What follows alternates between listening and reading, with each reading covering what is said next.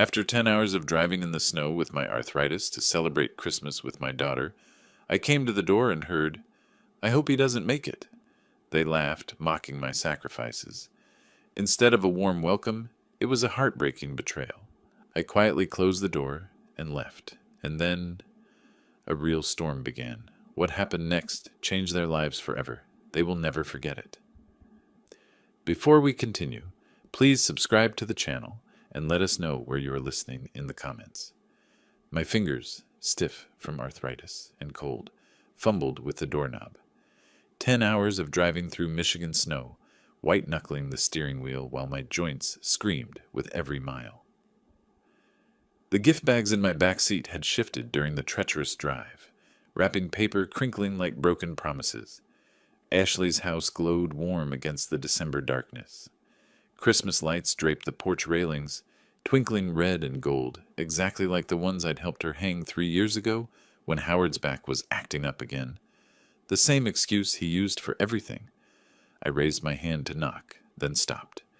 Voices drifted through the thin door, Ashley's laugh mixing with Howard's deeper rumble. My heart lightened. They were home, safe, probably wondering where their old man was. I'd driven through a blizzard to be here. Arthritis be damned. Nothing would keep me from Christmas with my daughter. I honestly hope he doesn't make it. Ashley's voice cut through my thoughts like ice. My hand froze on the doorknob. "Come on, that's your dad," Howard replied, but his tone held amusement, not reproach. I know, but look at this weather. Maybe the roads will be too bad. We could have one Christmas without him hovering, asking if we need money, bringing those awful sugar cookies." Ashley's laugh again, lighter now, just us. No guilt trips about family togetherness. "The old man does lay it on thick," Howard agreed, always talking about his sacrifices, how he sold his business for you, like we asked him to. Right? I never asked him to be my personal ATM. That was his choice. The cold seeped through my coat, settling deep in my chest. I'd been standing there maybe 30 seconds, but it felt like hours. The Christmas music playing inside, silver bells, suddenly sounded mocking. "Besides," Ashley continued, "he's getting older.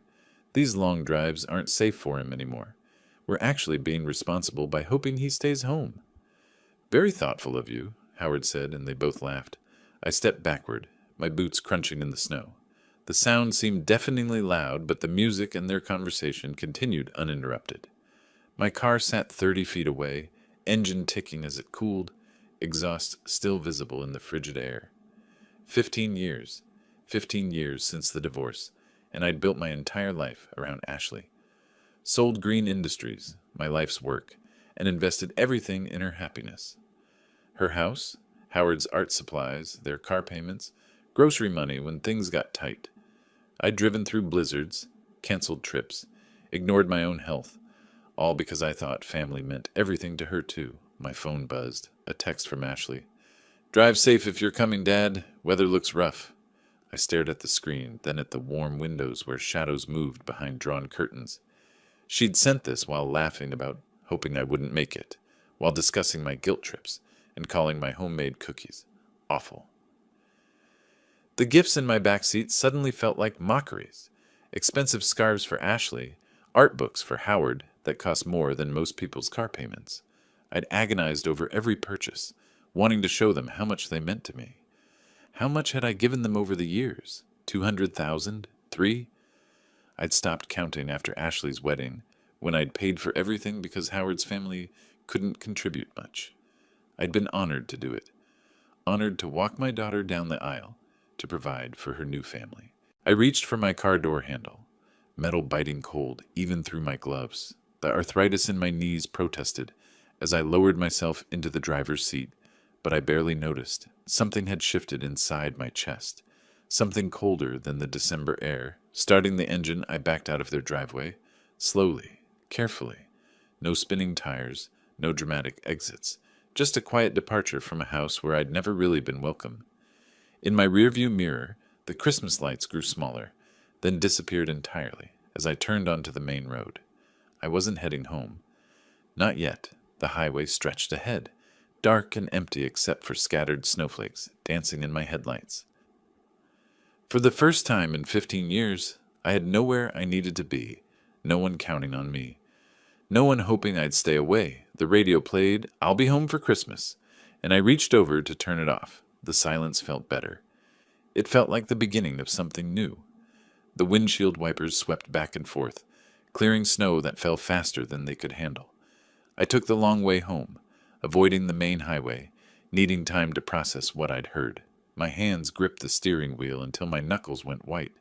Arthritis forgotten in the face of something much more painful. "I hope he doesn't make it." Ashley's words echoed in my head with every turn of the wipers. Left, right, hope, doesn't make it. The rhythm became hypnotic, almost soothing as my mind began to work differently than it had in years. By the time I reached my neighborhood, the raw shock had settled into something colder. My house sat dark and quiet at the end of Maple Street. Christmas lights I'd strung along the gutters 2 weeks ago, twinkling weakly through the snow. The driveway needed clearing, but I left the car running while I stared at the place I'd called home for 20 years. Inside, the silence felt different than it had this morning. This morning it had been temporary, the quiet before joining family for Christmas. Now it felt permanent. Final. I hung my coat carefully in the closet, the wet wool heavy in my hands. The gifts for Ashley and Howard sat in bags by the door, expensive scarves and art books that suddenly seemed like monuments to my own foolishness. I stepped around them as if they might bite. My study welcomed me with familiar smells of leather and old paper. 20 years of business success lined these walls. Industry awards, photographs of groundbreakings, contracts that had made me wealthy enough to be generous. Too generous, apparently. The filing cabinet opened with a soft click. I pulled out folder after folder, spreading documents across my desk like a general planning a campaign. My will, dated last spring. Ashley Grain Wilson, primary beneficiary. My life insurance policy, $2 million. Ashley Green Wilson, sole beneficiary. Bank statements told their own story. September, $3,000 transfer to Ashley, emergency car repair. October, $5,000, roof leak. November, $2,500. Howard's art supplies, every month for 3 years, sometimes more. Before that, the house down payment, $75,000. Before that, the wedding, $40,000. Before that, college, I each got $20,000. I pulled out my calculator and started adding. The numbers grew larger than I'd expected. Conservative estimate, $280,000 over 15 years, more than some people earned in a lifetime, handed over to a daughter who hoped I wouldn't show up for Christmas. The computer hummed to life, its blue glow illuminating bank statements and investment portfolios. Everything pointed the same direction, toward Ashley. Every safety net I'd built, every financial cushion, every inheritance plan. She was woven into my financial life like thread through fabric. A memory surfaced, sharp as winter air.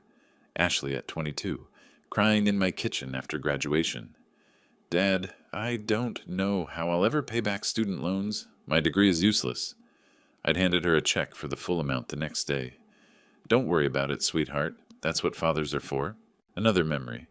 Ashley at 28, Howard fidgeting beside her in my living room. "Dad, we found this perfect house, but the down payment." I'd transferred the money before they finished asking. And another, Ashley last month, voice tight over the phone. "Howard's having trouble finding buyers for his paintings. We're a little short this month." Another transfer. Another hope that this time they'd get on their feet. They never intended to get on their feet. Why would they when standing was so much effort? I leaned back in my chair, fingers steepled, watching snow fall past my window. For the first time in years, my mind felt sharp in a way it hadn't since selling Green Industries, strategic, calculating. This was a problem to be solved, not an emotion to be suffered. Ashley wanted me gone from Christmas. Maybe she wanted me gone permanently. The question was, how gone did she really want me to be? My lawyer's contact information glowed on the phone screen. Richard Morrison, estate planning specialist. We'd worked together for years, updating wills, managing trusts, ensuring Ashley's future security. Tomorrow was Christmas, but some conversations couldn't wait. I scrolled to his number and paused, thumb hovering over the call button. Once I made this call, there would be no going back to the man who'd driven through a blizzard with gifts in his back seat, That man was gone anyway. Christmas morning arrived with unusual quiet. No excited calls from Ashley, no hurried plans to coordinate gift exchanges. I sat with my coffee, documents from last night's review still scattered across my desk, and waited. The silence felt productive now, like the calm before a carefully planned storm. My phone rang at exactly 10:17 a.m. Ashley's name glowed on the screen, accompanied by her smiling photo from last year's Christmas dinner. The irony wasn't lost on me. I let it ring 3 times before answering, just long enough to sound tired. "Dad?"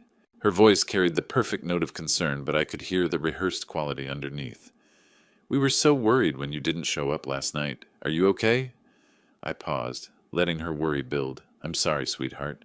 I should have called sooner, but—" I lowered my voice, adding just the right tremor. "I had an accident." "What? Are you hurt?" The alarm in her voice sounded genuine, though I noticed she didn't ask if I needed her to come over. "Ice on Miller Road. You know that curve by the old church? My car slid right into the guardrail." I described it calmly, like someone still processing shock. "Nothing serious, but they wanted to keep me at the hospital overnight for observation." "Mild concussion," they said. "Oh my goodness." Ashley's exclamation felt theatrical. "Dad, why didn't you call us? We could have come to the hospital." "I didn't want to ruin your Christmas Eve. Besides, I was pretty out of it." I heard Howard's voice in the background, though I couldn't make out the words. "The doctor said I was lucky. Could have been much worse." "Is Howard there?" I asked, though I already knew the answer. "Yes, he's right here. We're both so relieved you're okay." The speed of her response betrayed her eagerness to include Howard in the conversation, to share the burden of pretending to care. Howard's voice came through, probably on speakerphone now. "Ernest, man, that's terrible. Is your car totaled?" Interesting. His first question was about the car, not my well-being. "It's drivable, but there's some damage to the front end. I'll have to get it looked at after the holidays." "Well, the important thing is you're safe." Ashley jumped back in. "Are you sure you're okay? Do you need anything? We could bring you some food, or—" No, I'm fine. Just tired." I let my voice trail off slightly. "I think I just need to rest today. Maybe we can reschedule Christmas dinner for next week?" The pause that followed lasted exactly 3 seconds too long. "Of course, Dad. Whatever you need. Your health is the most important thing." "Howard and I were just saying how weird it felt without you here last night," she continued, but her tone had lightened considerably. "Relief," poorly disguised as continued concern, "but now we understand why. You should definitely rest." "I will. I'm sorry I worried you both." "Don't apologize. These things happen. Winter driving is so dangerous." Howard's voice carried that false heartiness people use when they're uncomfortable. "The main thing is you're okay."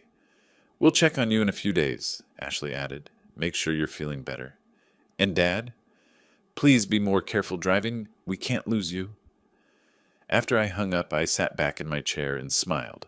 For the first time in 24 hours, they had passed their test perfectly. The relief in their voices when I'd suggested postponing Christmas dinner was unmistakable. Howard's immediate concern about the car rather than my injuries, Ashley's quick acceptance of my story without pushing for details or offering to visit. Most telling of all was their eagerness to end the conversation once they'd established I was fine. No lingering questions about my condition, no insistence on coming over to check on me personally, just relief that their Christmas hadn't been disrupted, and I wasn't expecting them to actually care. I pulled out a notepad and wrote down their exact responses. The pauses, the tone changes, evidence of their true nature, though I hardly needed more proof. Still, it felt good to document their callousness in black ink. The beauty of my fabricated accident was its simplicity. Miller Road really was treacherous in winter. The old church was a familiar landmark, and everyone knew how dangerous ice could be. If they ever tried to verify my story, they'd find it perfectly plausible. More importantly, it established a pattern I could use later. I picked up my phone again and scrolled through my contacts until I found what I was looking for. Richard Morrison, my lawyer, had given me his personal number years ago for emergencies. This qualified. The week after New Year moved slowly, each day strengthening my resolve. I'd spent hours planning, researching, making lists of assets and legal requirements. Today, I would take the first real step towards showing Ashley exactly what her words on Christmas Eve were worth. Robert Mitchell's law office occupied the third floor of a restored Victorian building downtown. I'd been climbing these stairs for 15 years, usually for routine updates, to ensure Ashley's security. The irony wasn't lost on me as I pushed open the familiar mahogany door. "Ernest, good to see you." Robert stood from behind his desk, genuinely pleased. We'd worked together since my divorce, and he'd helped to structure every financial safety net I'd built for Ashley. "How are you feeling? Ashley mentioned you had an accident over the holidays."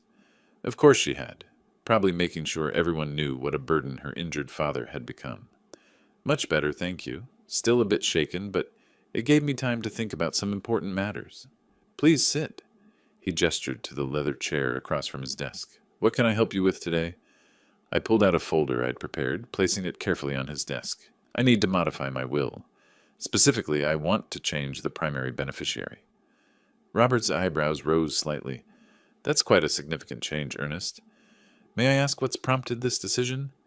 The accident made me reconsider my priorities. I kept my voice steady, measured. "I've been thinking about loyalty, about who truly deserves support."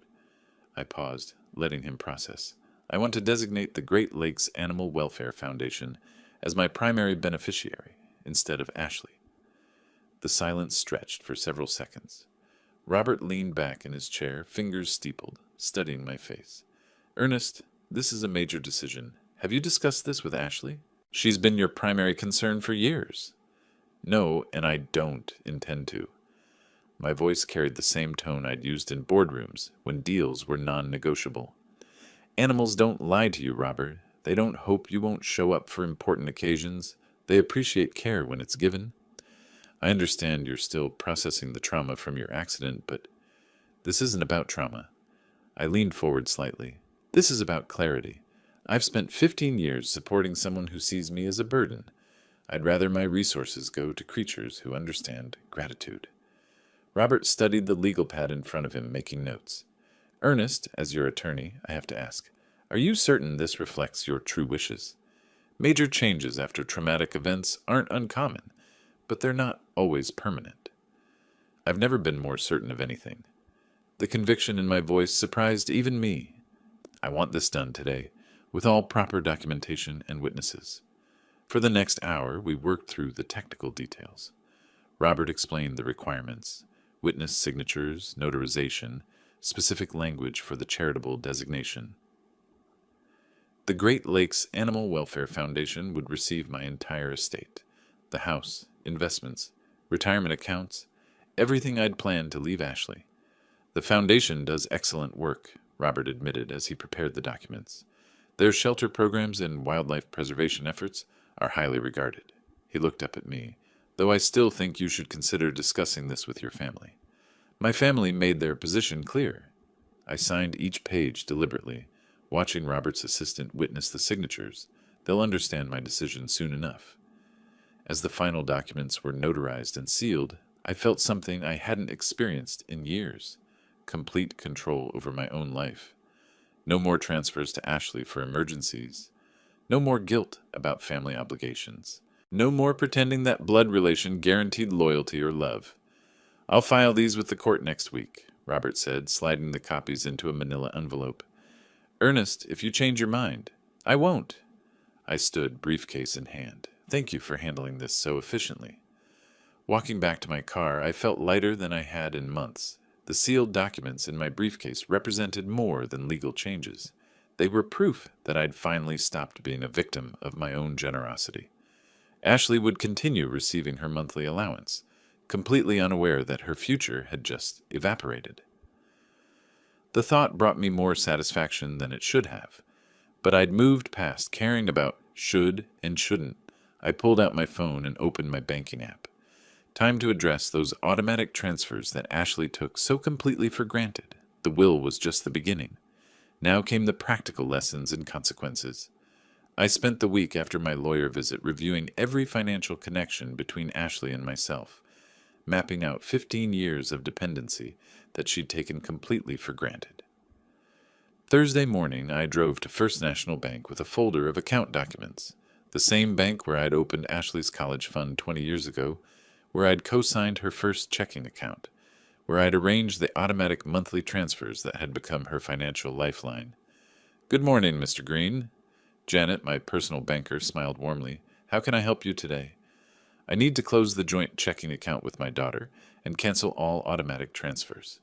I placed the paperwork on her desk. "Also, I'd like to change the beneficiaries on my insurance policies." Janet's eyebrows rose slightly. "Of course, sir. May I ask if there's been any family situation that's prompted this?" "Just updating my affairs after some recent health concerns." The lie came easily now. "I want to ensure my assets go where they'll be most appreciated." Friday afternoon, while Ashley was probably planning her weekend shopping trip, the changes took effect. The monthly $3,000 transfer that hit her account every 10th, the transfers she'd relied on for rent, groceries, Howard's art supplies, simply wouldn't arrive this time. Saturday morning brought the first test. I was having coffee when I imagined Ashley at the grocery store, cart full of organic produce and expensive cuts of meat, sliding her card at checkout with the same confidence she'd had for years. The call came at 2:17 p.m. "Dad?" Ashley's voice carried confusion and embarrassment. "My card was declined at the store. There must be some mistake with the bank." I let her talk to my voicemail. "Hi, it's me again.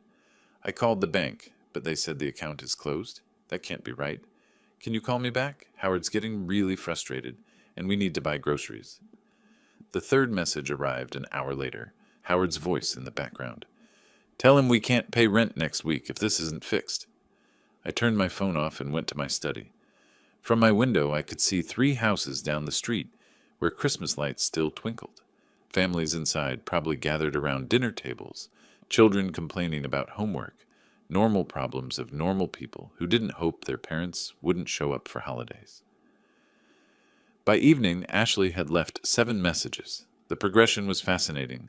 Confusion, then concern, then barely controlled panic, as the reality of their situation became clear. Howard's voice grew more prominent in the background with each call, his tone shifting from annoyance to accusation. "Ashley, this is your fault somehow. You must have said something to set him off. I told you to be more careful around him." Sunday brought 11 more calls. I listened to each voicemail with the same methodical attention I'd once given to quarterly reports. Ashley's voice grew thinner, more desperate.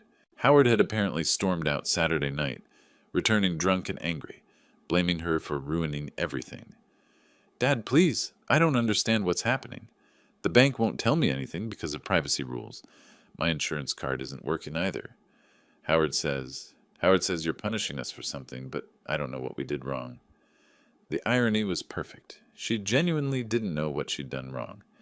2 weeks of hoping I wouldn't show up for Christmas, laughing about my guilt trips and homemade cookies, dismissing my sacrifices as unwanted attention. None of it registered as wrongdoing in her mind. Monday morning's message carried a new note of desperation. "Dad, I'm coming over. We need to talk about this face to face. I'll be there around noon." I looked at my phone, then at the calendar. Perfect timing. I had been patient long enough, methodical enough. Now it was time for the conversation that would complete Ashley's education about consequences. But first, I had one more call to make. Financial pressure was just the beginning.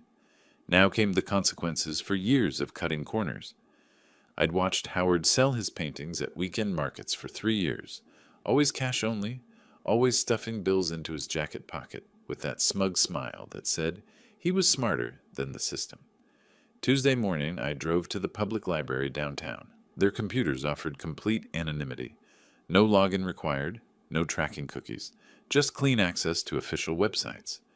The IRS whistleblower office page loaded with bureaucratic efficiency, offering forms for reporting tax fraud and undeclared income. The anonymous tip submission was remarkably simple. Howard Wilson, 1247 Maple Street, unreported cash income from art sales at Detroit Farmers Market and Ferndale Art Fair. Estimated annual unreported income, $15,000, $20,000. I provided specific dates I'd seen him working the markets, always returning home with thick envelopes of cash that never appeared on any tax return. Wednesday brought the second phase. From the same computer, I updated Ashley and Howard's creditors about their changed financial circumstances. No longer supported by a family member. Recent loss of cosigner support. Updated risk assessment recommended. The language was clinical, professional, devastating. Thursday's mail delivery must have been educational. I drove past their house that evening, slowly, carefully, like any neighbor, and saw Howard's car in the driveway, Ashley's silhouette pacing past the living room window. The body language was unmistakable. Crisis mode activated. Friday morning brought the confirmation I'd been waiting for. Ashley's voicemail arrived at 7:23 a.m., her voice thin and strained. "Dad, something terrible is happening. The IRS wants to audit Howard's taxes. They're asking about unreported income. How could they know about his art sales? And the credit card companies are demanding payment in full. Please call me back. We need help." Howard's voice rumbled in the background. "Tell him this started right after he cut us off. That's not a coincidence." Their first spark of awareness. Excellent! The next voicemail, 3 hours later, carried a different tone. "Dad, we drove to your house, but you didn't answer. Your car was there. Are you avoiding us? We need to talk about what's happening." Howard thinks. Howard thinks someone is targeting us specifically. Saturday's crisis escalated beautifully. Ashley left 4 messages throughout the day, each more desperate than the last. Howard had apparently spent Friday night calculating potential penalties and interest on unreported income. The numbers were sobering: $15,000 in unpaid taxes, plus penalties, plus interest, plus legal fees if prosecuted. "Dad, Howard says we could owe $40,000. We don't have that kind of money. We don't have any money. The mortgage company wants updated financial statements. Our credit cards are frozen. How did everything go wrong so fast?" By Sunday, paranoia had blossomed into full suspicion. Howard's voice dominated the latest message. "Ernest, if you're listening to this, we know you're behind this somehow. Nobody else knew about my cash sales. Nobody else had access to our financial information. You're trying to destroy us." Ashley's voice interrupted. "Howard, that's crazy. Dad wouldn't—" But even she sounded uncertain now. The evolution was perfect. From confusion to panic, to suspicion, to the beginning of understanding. They still couldn't prove anything, still couldn't contact me directly, but they were starting to grasp the scope of their situation. Sunday evening brought my favorite message yet. Ashley's voice was steady now, past panic, into something colder. "Dad, I don't know what we did to deserve this, but we get it now. You're punishing us. Howard's right. This isn't coincidence. We need to meet face to face and settle this. Whatever we did wrong, we'll fix it. But you can't just destroy our lives and not even tell us why." I saved that message, played it twice more. The shift from entitled victim to supplicant was exactly what I'd been working toward. Now they understood power dynamics, understood consequences, understood that their comfortable life had been entirely dependent on my goodwill. Monday morning would bring the next phase of their education. Financial ruin was just the foundation. Now came the lesson about how quickly a community can turn against you when the right information reaches the right people. I'd spent 15 years observing Ashley's social networks, her salon colleagues, the neighborhood book club, the weekend farmers market where Howard peddled his amateur paintings. Thursday morning found me back at the public library, creating email accounts with carefully chosen names: Patricia, concerned neighbor; Maple Street, resident.local business. Watch. Each profile required a different computer session, a different backstory, a different voice. The librarian probably thought I was researching genealogy. The first wave targeted Ashley's workplace, a concerned client, email to salon management. I'm worried about Ashley's personal situation affecting her work quality. She seems distracted lately, and there are rumors about financial troubles. Just thought you should know. Professional, caring, devastating. By Friday, the neighborhood phase began. Anonymous posts to the local Facebook group. Has anyone else noticed all the official mail going to the Wilson house? Hope they're not having the kind of problems that affect property values. The responses started within hours. Neighbors suddenly remembering unusual details, speculating about late-night arguments, noting how their car had been repossessed last month. Saturday brought the beauty salon consequences. Ashley called my voicemail at 2 p.m., her voice tight with confusion. Dad, something weird is happening at work. 3 clients canceled today, and Sarah asked if I was going through something. How does everyone know about our problems? We haven't told anyone anything. The neighborhood effects manifested Sunday. I drove past their house that evening and saw Ashley getting mail. Mrs. Henderson from next door, who'd chatted with Ashley for years, walked directly inside when she saw her approaching. The message was unmistakable. Pariah status activated. Monday's salon dynamics shifted dramatically. Ashley's manager pulled her aside. I knew because she left another voicemail. Dad, Linda wants to discuss my future with the salon. She says clients are expressing concerns about my personal situation affecting the business atmosphere. I don't understand how this happened so fast. Howard's anger reached new levels. His voice dominated Tuesday's message. This is coordinated, Ernest. Someone's spreading information about us systematically. Ashley lost 3 more clients today, and the farmer's market coordinator asked if I needed to take a break from selling. Who else knows about our tax problems? Wednesday brought the isolation Ashley had never experienced in her adult life. Dad, no one will talk to me. The grocery store cashier was cold. The mailman won't make eye contact, and someone posted on the neighborhood app about financially unstable residents. I haven't been to a community event in my life where I wasn't welcome. This isn't natural social dynamics. This is deliberate destruction. Thursday's breaking point arrived with surgical precision. Ashley's salon manager terminated her employment, officially for client retention concerns, but everyone understood the real reason. Her voicemail that evening was barely controlled. Dad, I lost my job. Linda said the salon's reputation was being affected by my personal circumstances. Howard's talking about leaving Detroit, maybe staying with his brother in Cleveland until this blows over. The beauty of social pressure was its apparent organic nature. Each person who avoided Ashley felt they were making an individual choice, based on reasonable concerns. The accumulation felt like natural community, response rather than orchestrated campaign. Even Ashley couldn't quite grasp how systematically she'd been isolated. Friday evening brought the message I'd been waiting for. Ashley's voice was hollow, defeated.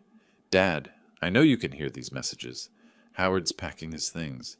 He says I'm toxic now, that being near me is destroying his reputation too. I have no income, no friends, no support system.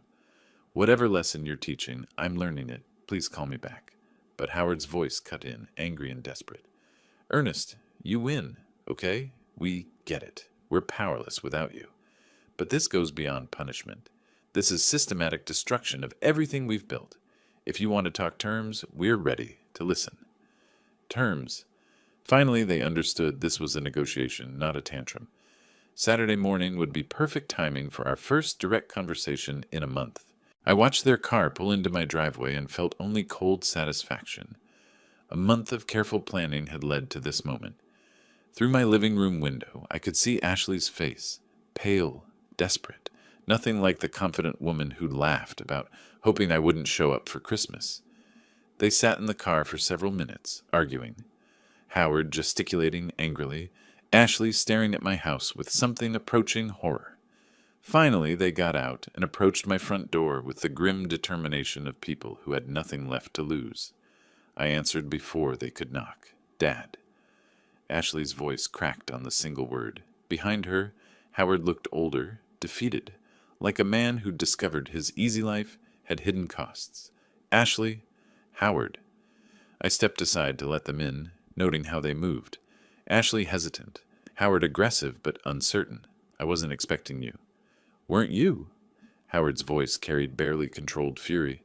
Everything started falling apart right after Christmas. Right after you supposedly had your accident. His eyes narrowed. Funny thing is, your car's been in the driveway every time we've driven by. I met his stare calmly. I've been recovering. Doctor's orders to rest. What doctor? Ashley's voice was thin, desperate. What hospital? We called everywhere Christmas Day trying to find you. Nobody had any record of Ernest Green being admitted. The moment stretched between us. I could have maintained the fiction, created more elaborate lies. Instead, I let the silence speak for itself. You were never in an accident, Ashley whispered. You've been here the whole time, haven't you? I didn't answer. I didn't need to.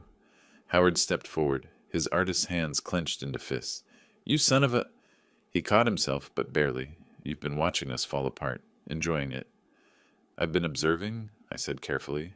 That's different. Observing what? Ashley's voice rose. Our bank accounts being closed, my job being destroyed, Howard's tax problems, the whole neighborhood turning against us. You think that's all coincidence? Interesting theory.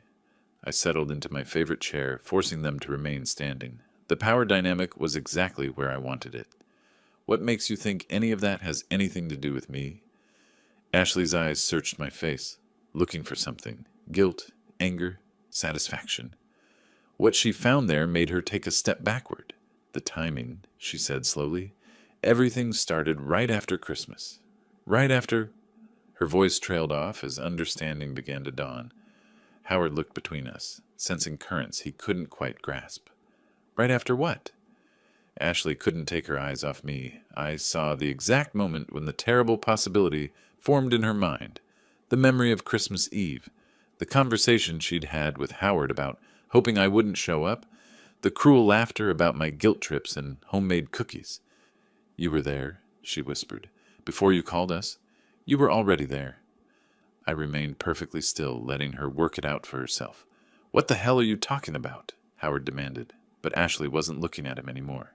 She was staring at me with growing horror, understanding spreading across her face like a stain. You heard us talking? That's why you left. That's why everything started falling apart. The recognition in her eyes was everything I'd worked toward for a month. Not just understanding that her life had been systematically destroyed, but knowing why. Knowing that her own words, her own cruelty, had set everything in motion. You heard what we said about you, she continued, her voice barely audible. About hoping you wouldn't make it through the snow, about your guilt trips and your... She couldn't finish. Howard finally understood enough to be afraid. Ashley, what did you say? But I was still looking at my daughter, seeing her finally comprehend the full scope of her situation. She knew now that I had heard every word. She understood that everything that had happened since, the financial cutoff, the tax problems, the social isolation, her job loss, had been deliberate, calculated, personal. You destroyed our lives, she said, but there was no anger in it anymore, just defeated recognition. I still didn't speak. Sometimes silence carries more weight than any confession. Ashley's face went white as she stared into my eyes. You heard us, she whispered again, and I said nothing. Sometimes silence speaks louder than any words. I watched them scramble like insects in a jar, unaware that the lid had been sealed weeks ago. Their first move was predictably desperate, a consultation with a family lawyer about challenging my will. The irony was exquisite. They were plotting to contest a document that no longer existed in the form they imagined. Tuesday morning brought Ashley's first attempt at reconciliation. Her voice on my voicemail carried that fake cheerfulness desperate people use when pretending everything is fine. Hi, Dad. I was thinking we should talk. You know, clear the air between us. Family is so important, especially after everything we've been through. I didn't return the call. Wednesday's message escalated slightly. Dad, I know you're angry, but we can work through this. Howard and I have been doing a lot of thinking about our relationship with you. We want to make things right. The transparency was almost insulting. Every word calculated to sound caring, while obviously motivated by their financial desperation. I saved each message, documenting their descent into pathetic manipulation. Thursday brought Howard's voice, attempting authority he no longer possessed. Ernest, this silent treatment is childish. We're family, whether you like it or not.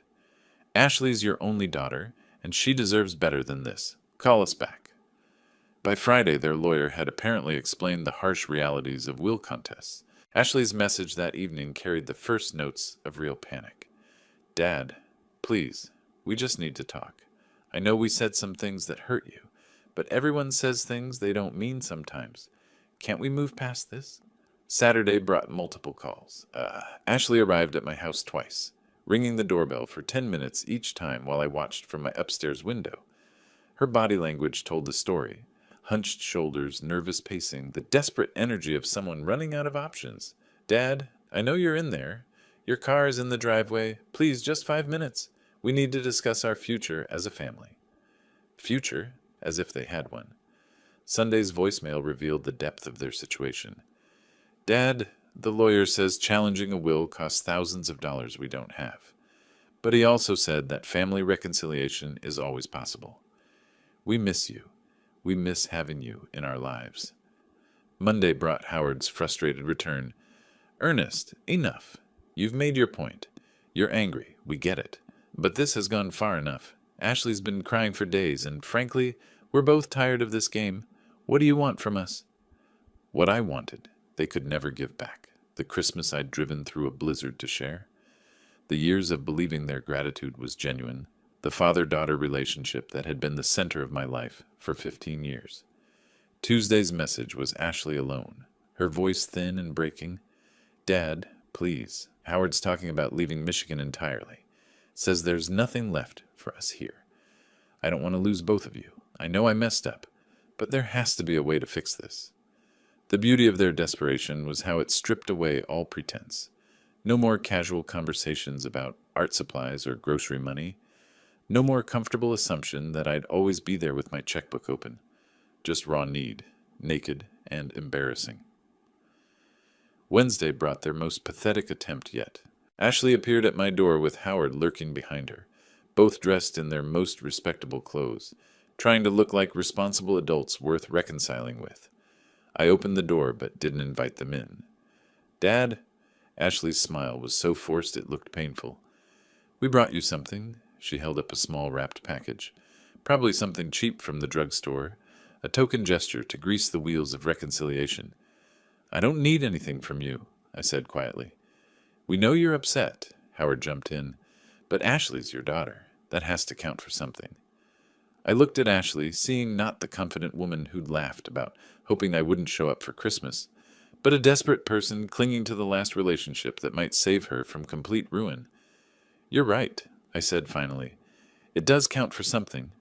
Their faces lit up with hope. It counts for exactly what it meant to you on Christmas Eve. And I closed the door.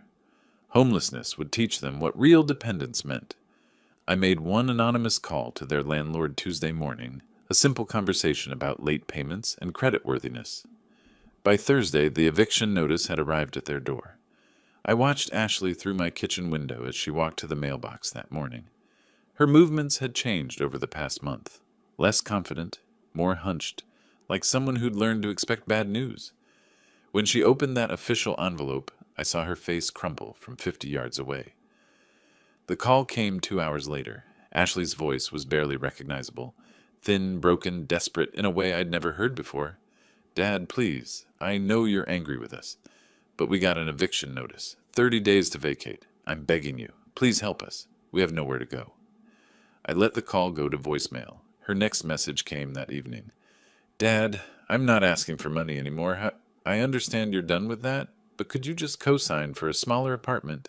Just until I can get back on my feet? I'll pay you back everything, I promise, every penny. The desperation was perfect. She was offering to repay money she'd never considered a debt before, treating my years of support like loans she'd somehow forgotten about. But even more telling was her complete ignorance of how thoroughly I destroyed her creditworthiness. No landlord would accept her application now, cosigner or not. Friday brought Howard's voice, aggressive but edged with panic. Ernest, this is getting ridiculous. Ashley's practically having a breakdown. We need a place to live. You want us to crawl? Fine, we're crawling. Help us find an apartment. Saturday's message revealed the full scope of their crisis. Dad, we looked at 12 places today.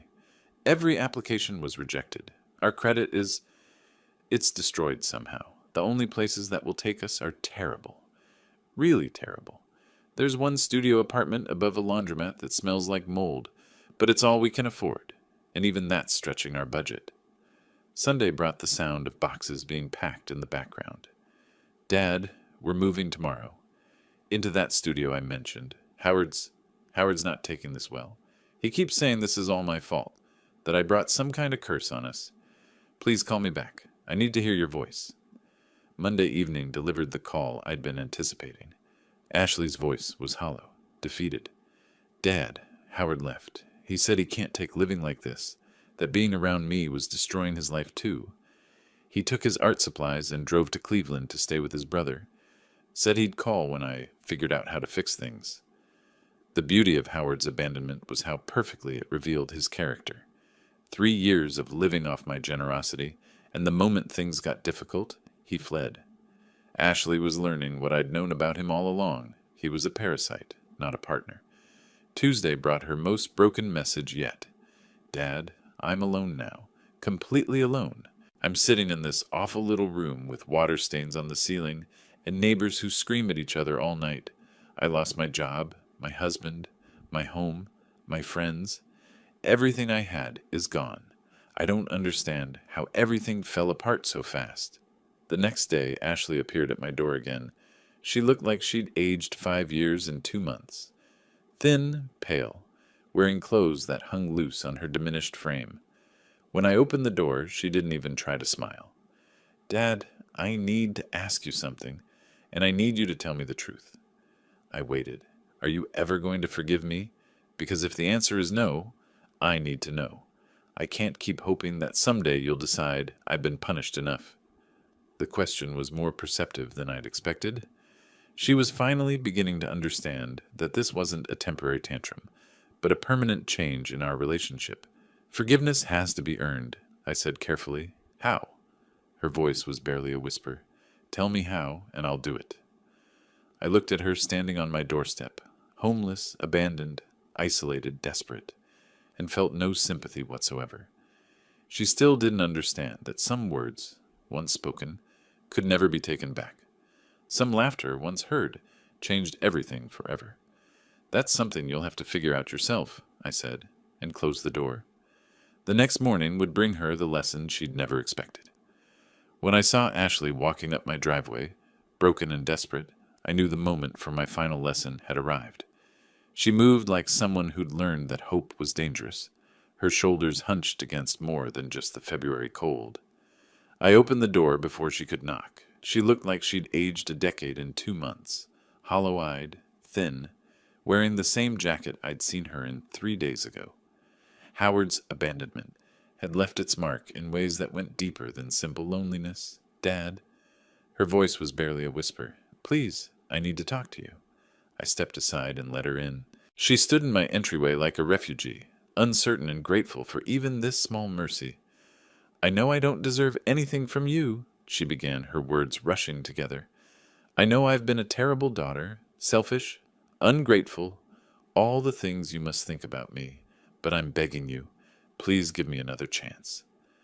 I led her to the living room, letting her settle into the same chair where she'd opened Christmas presents for years. The irony wasn't lost on either of us. I've lost everything, she continued. Howard's gone, my job's gone, my friends won't talk to me. I'm living in this awful place that smells like mold and has bugs crawling out of the walls. But I know I brought this on myself somehow. I just don't understand how. The performance was heartbreaking, if you didn't know what I knew.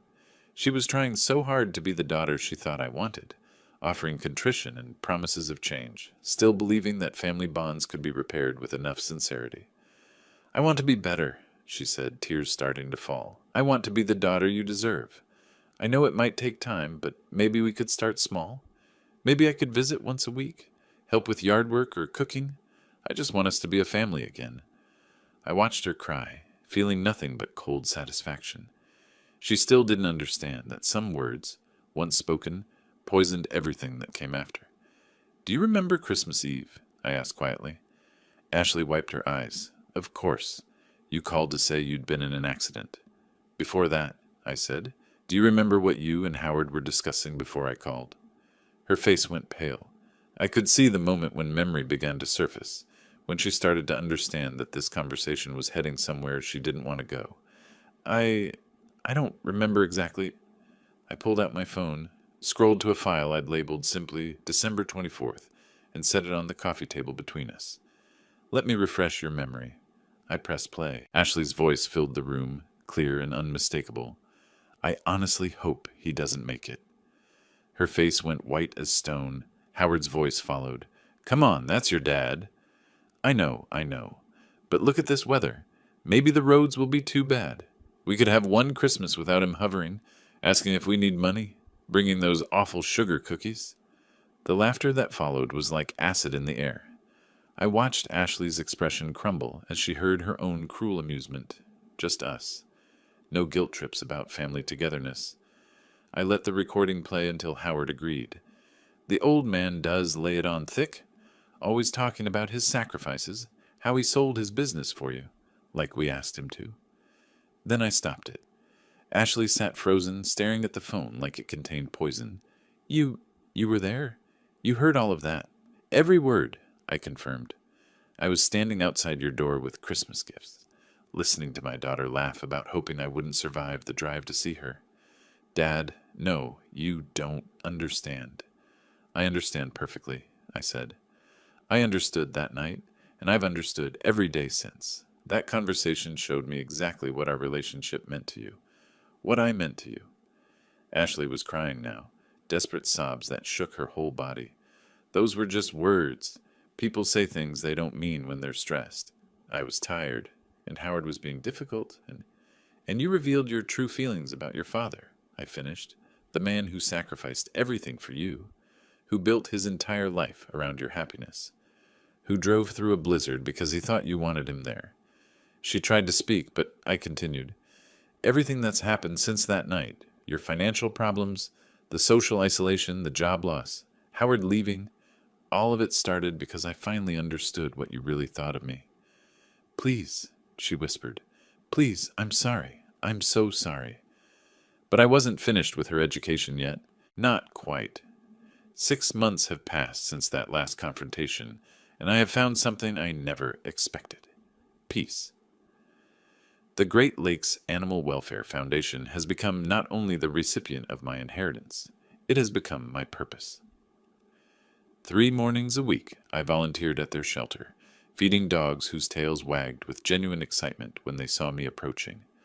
The letter arrived on Tuesday, exactly 6 months after Ashley sat in my living room, listening to a recording of her own cruel words. I recognized her handwriting immediately, although it now looked more mature, more steady than the desperate scrawl I remembered from her previous attempts to contact me. I opened it standing in my kitchen, coffee growing cold on the counter. "Dear Dad," it began, "I don't expect you to respond to this letter. I'm not asking for anything. Not money, not forgiveness, not reconciliation. I just wanted you to know how this year has changed me. I work at a grocery store now, 40 hours a week on my feet, dealing with difficult customers and cleaning up spills.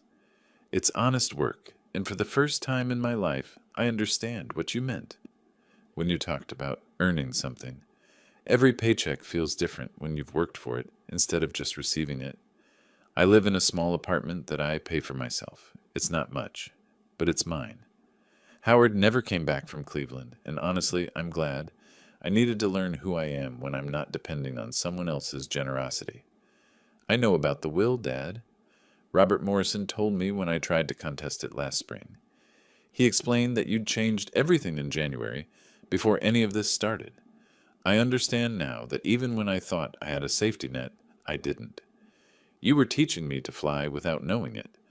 I'm not the same person who laughed about hoping you wouldn't make it to Christmas. That woman feels like a stranger to me now. I know I can never take back those words or the years of taking your love for granted. I just wanted you to know that your lesson worked. I learned." The letter continued for another page, describing her small apartment, her co-workers, the satisfaction she'd found in simple accomplishments. She didn't ask for contact. She didn't suggest meeting for coffee or rebuilding our relationship.